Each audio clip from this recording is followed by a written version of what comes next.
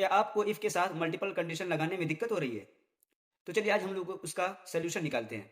Condition ये है कि हिंदी, इंग्लिश और मैथ इन तीनों में से कोई भी एक 34 से कम होगा तो फेल हो जाना चाहिए।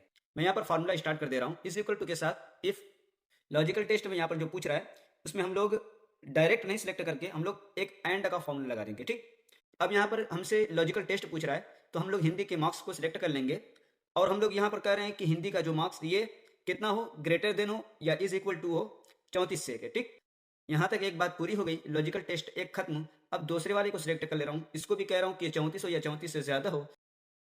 फिर तीसरे वाले को सिलेक्ट कर ले रहा हूँ, मैथ वाले को मैं लेफ्ट एरो से सिलेक्ट कर लिया। अब मैं कह रहा हूँ कि ये भी 34 हो या ज़्यादा हो, ठीक। मैं मल्टीपल कंडीशन लगा दिया। अब मैं इस ब्रैकेट को क्लोज कर दे रहा हूँ, एंड का जो ब्रैकेट था उसको क्लोज कर दिया। अब यहाँ पर इफ वाला जो लॉजिकल टेस्ट था उसका पूछ रहा है कि अगर ऐसा हो तो क्या हो जाए, यानी 34 से ज़्यादा हो तो क्या हो जाए। मैं यहाँ पर कॉमा देर करके फिर डबल इन्वर्टेड कॉमा लगा रहा हूँ। मैं कह रहा हूँ कि पास हो जाए, और अगर 34 या 34 से ज़्यादा ना हो तो क्या हो जाए, फेल हो जाए। तो मैं यहाँ पर फेल लिख दे रहा हूँ, ठीक। डबल इन्वर्टर का मैं क्लोज कर दिया और इंटर कर दूंगा। मेरा यहाँ पे पास आ गया और मैं इसको ड्रैग कर दे रहा हूँ।